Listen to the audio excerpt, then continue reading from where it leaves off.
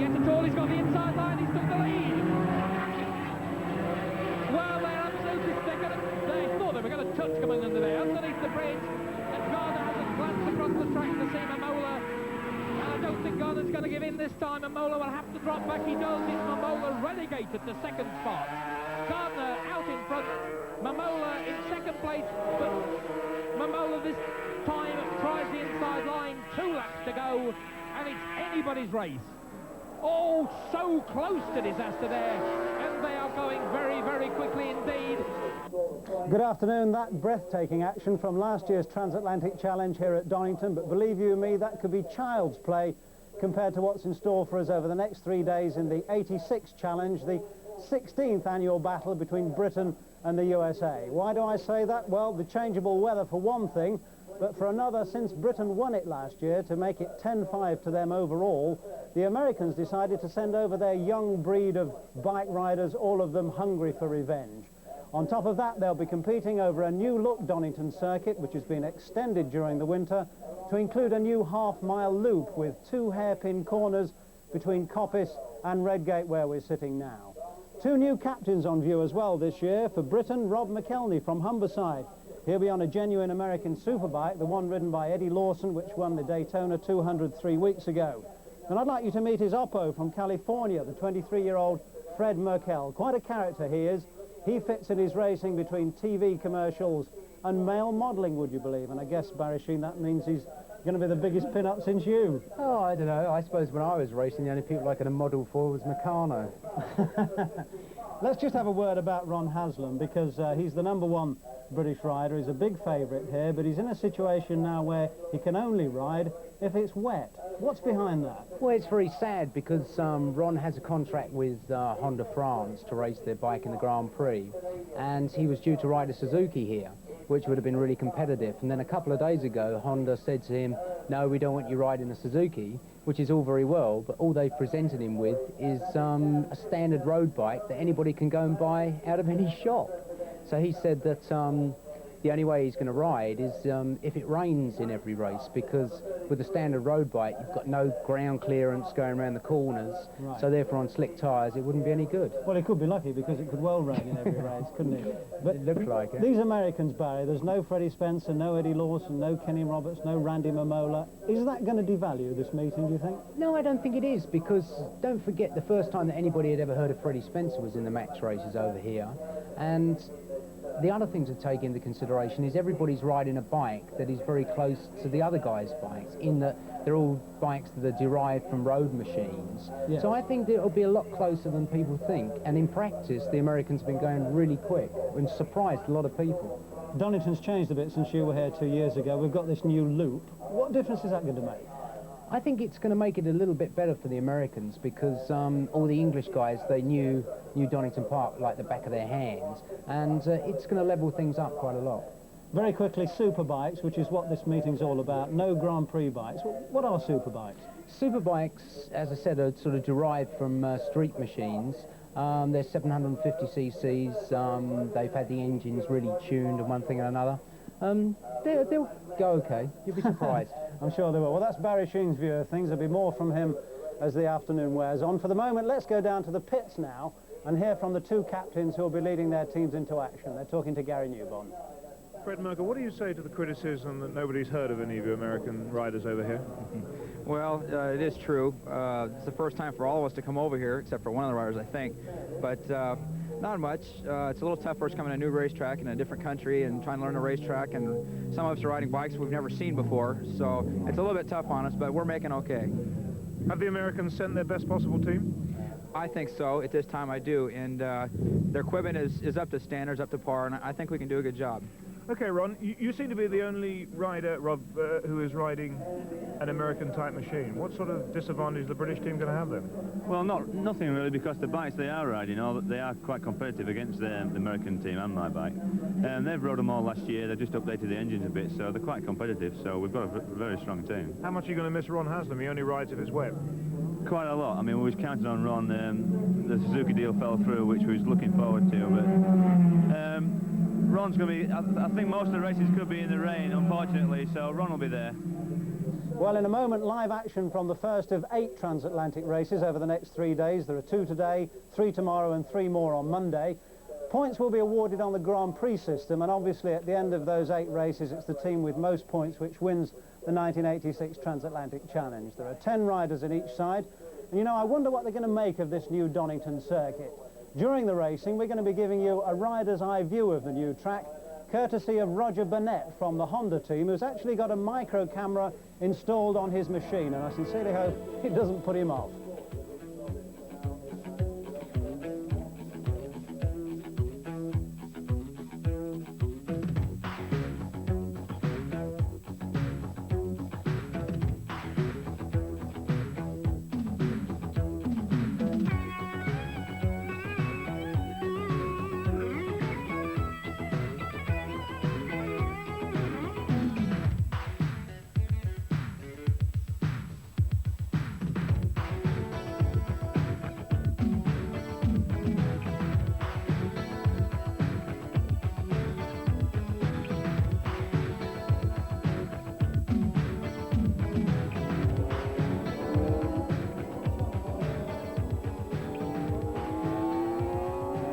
So, the wonders of modern technology, but let's keep you in suspense no longer and get over to the starting grid for the first race of the 1986 Transatlantic Challenge.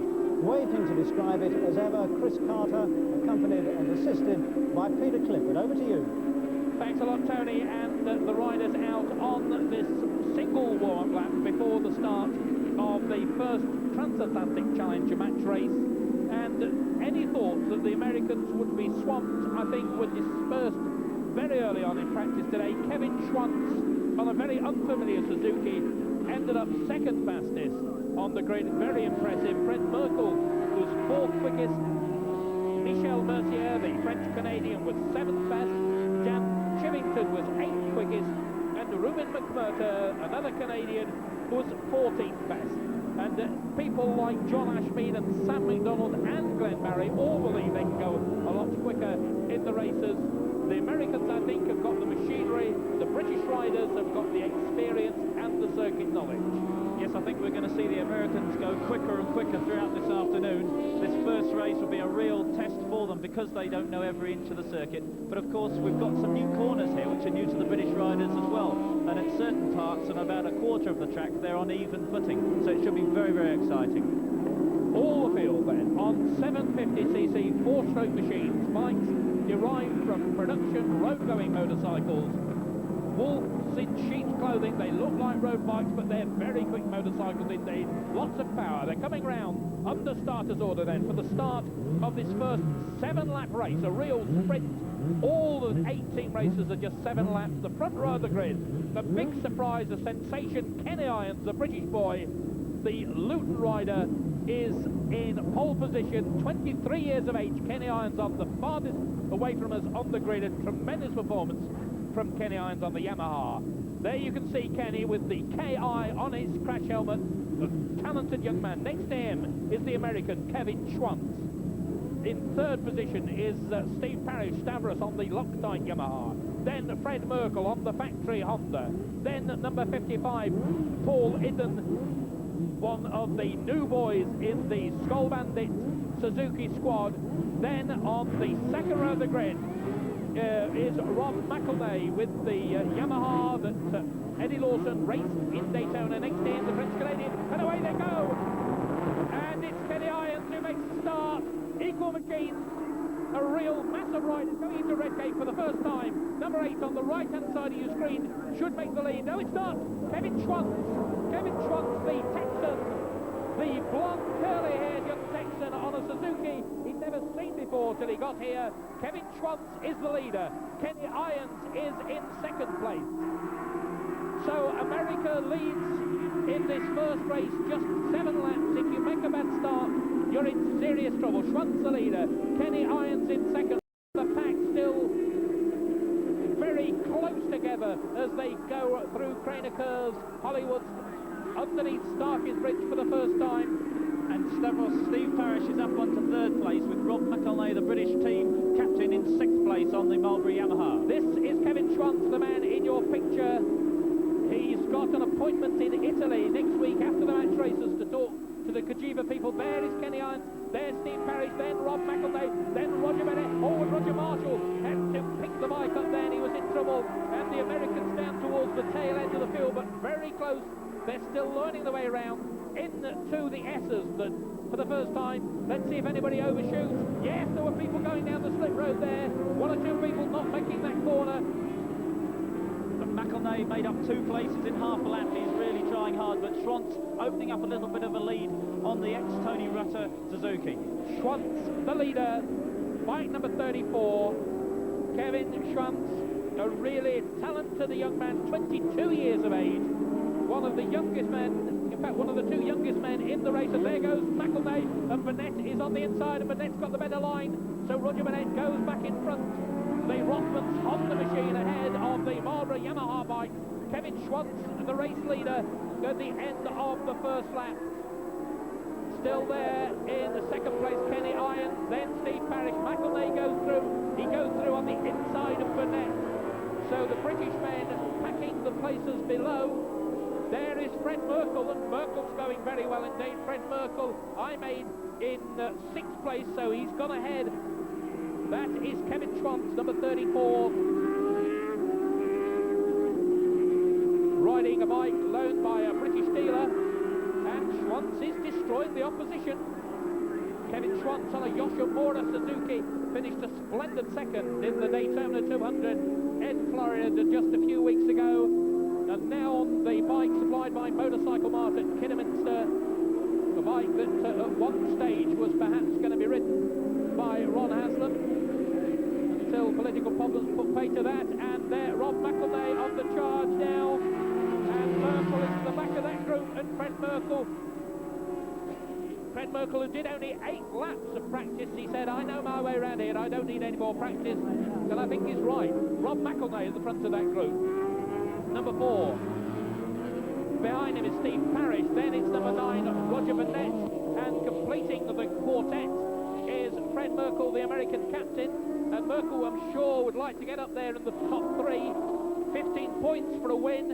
And Roger Burnett sneaking through on the inside and nearly got himself in trouble with Steve Parrish.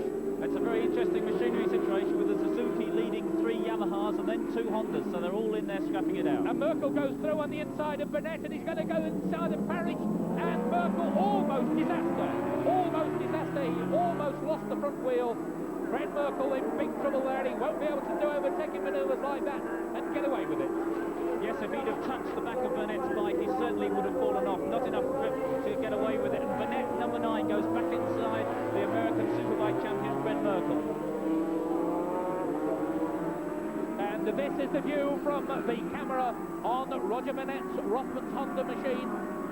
Burnett, bike number 9, battling away at the moment in 7th place, just behind Steve Parrish. You can see the number 6 on the back of the Loctite Yamaha ahead.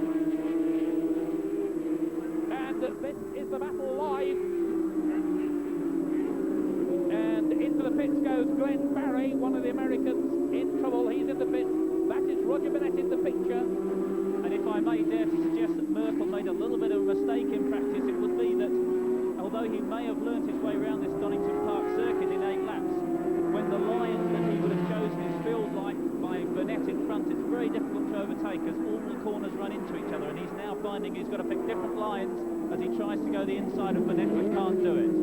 And Glenn Barry apparently has tyre problems, which is the reason for the American pulling out at the roar of the 4-stroke engines, and the battle between Steve Parrish, Roger Burnett, and the American captain Fred Merkel. And Merkel merely at the moment a spectator. Ken Irons still there ahead of Rob McElnay, and Parrish going through on the inside, and Merkel cannot find a way through at the moment. Merkel number 1, he's the American captain. Behind number 6, Steve Parrish, and Burnett goes through on the inside as neat as you like.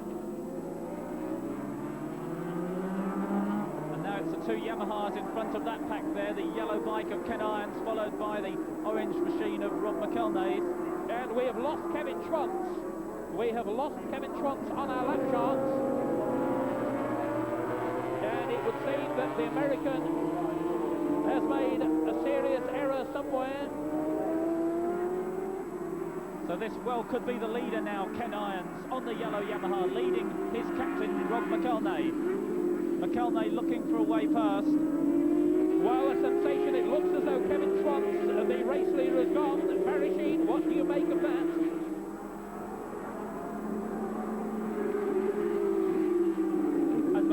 And McElnay goes to the inside, takes over the lead from Kenny Irons.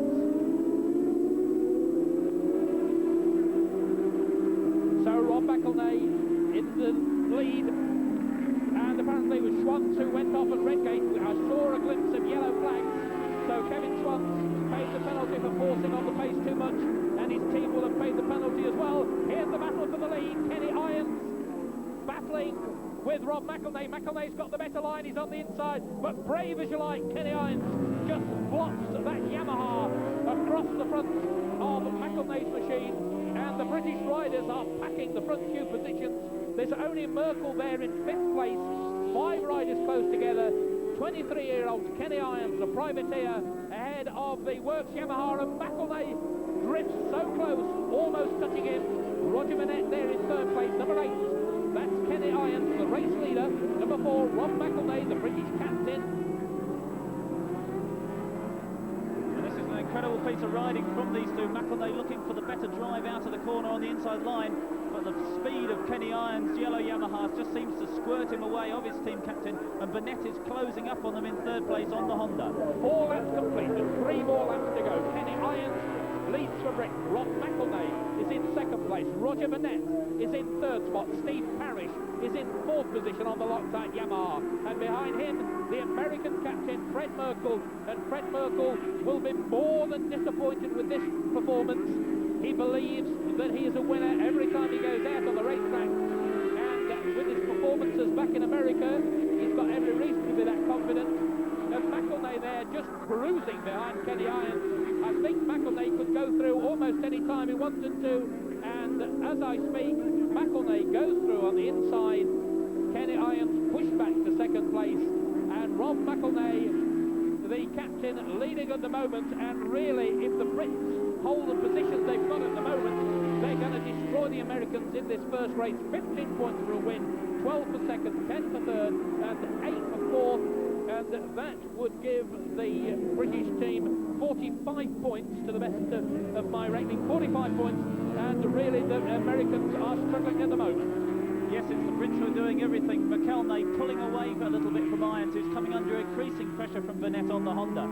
So Irons has got his sights set on McElnay, still the leader, but he's got to watch out because Burnett is going to pass him any moment now. And Ken Irons, the man who was fastest in practice, has seen his lead snatched away by Rob McElnay, and he's under pressure from Burnett. Burnett, once again, Burnett is very, very quick at that particular part, the new section of the circuit, and that really is a bit of a surprise. Burnett through, and this time Kenny Irons will not give in. Irons has got a very quick motorcycle, and he's side by side with Burnett, but he can't hold back Burnett. Burnett on the Rockman's Honda machine goes through into 2nd place.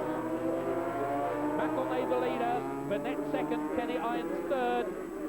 Steve Parrish is in 4th position, and now Fred Merkel has dropped back, and let's see if we can pick up any more of the Americans. In 6th place is another British rider. In 6th place is number 33, Chris Martin. Then comes 16, Keith Ewan. Behind Keith Ewan is number 53, Dan Chivington. So the Americans in 5th and 8th place at the moment. In 9th spot is Michel Mercier, and in 10th position, Ruben McMurter. So a bit of a disaster, particularly after Kevin Schwantz, the man who was leading the race, fell off. And now Irons has got up behind the Honda again, and he knows that his Yamaha is faster down the straight, so he's going to try and get into the slipstream of Burnett's Honda and pull out, perhaps to pass him under braking, but he can't do it. We drop back to see, there's McElnay leading. So the British team at the moment pulling further and further ahead, less than a second to go. Now let's see what Barry Sheen sees of this race so far. Well, I didn't actually see Kevin Schwantz go down. I just sort of caught it out of the corner of my eye, but he was going very, very hard, and I think it was a bit unfortunate because he looked very smooth, but anyhow, he threw it down the road at Redgate. I'm so impressed with Kenny Irons the way he's going, because when you think about it, he's not on a factory bike, and McElnay, that's leading now, is on the factory Yamaha that must have sort of, I don't know, 20 or 30 horsepower more than Kenny Irons' bike. And indeed, Roger Burnett's on a factory bike as well. So I think Kenny Irons deserves a pat on the back. Well, a pat on the back from Barry Sheehan for Ken Irons, and a well-deserved pat on the back. 23 years of age from Luke, a winner of the Pro-Am Series. When in its early days, he won the 84 Pro-Am Series. Well, he's learnt an awful lot from that. He's not the bashbang rider that he was then. Smooth and polished. Kenny Irons there, number 8, in third spot on the privately owned Yamaha by Group Captain Coulson. Splendid performance, Queen's Messenger, in fact the man who sponsors Kenny Irons. And McElnay on the factory Yamaha. He was delighted to get this bike. McElnay, the race leader. In second place, number 9, Roger Burnett. And Burnett will be pleased with his ride as well. Kenny Irons in third spot. And Merkel, the best of the Americans, still there in 5th place.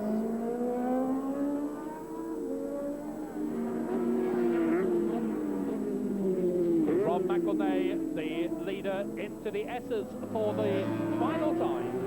6 and a bit laps completed. He looks over his left shoulder to see where the rest is. There is number 4, McElnay. He's done a good captain's job. No complaints at all from the British supporters about this.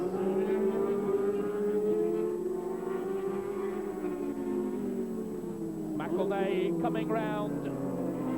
Goddard for the final time. The checkered flag is ready. So Rob McElnay is the winner. Roger Burnett finishes in 2nd place for Britain.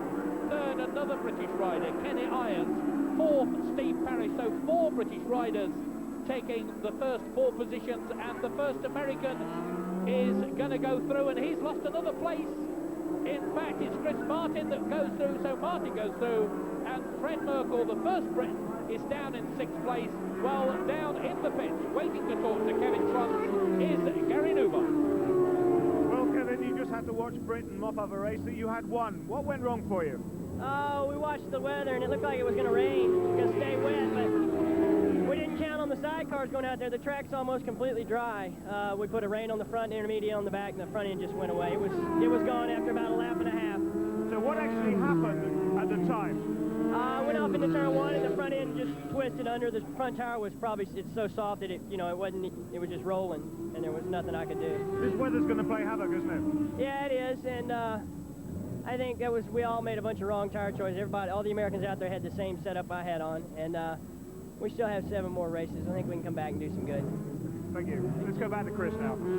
So, a tremendous performance then from the British team. A good packing job. And there you are, the result of the first lap. Rob McElnay, the winner. Roger Burnett in 2nd place. 3rd home, Kenny Irons. The British team looking good at the moment. But there'll be more from Donington. Please join us again after this break.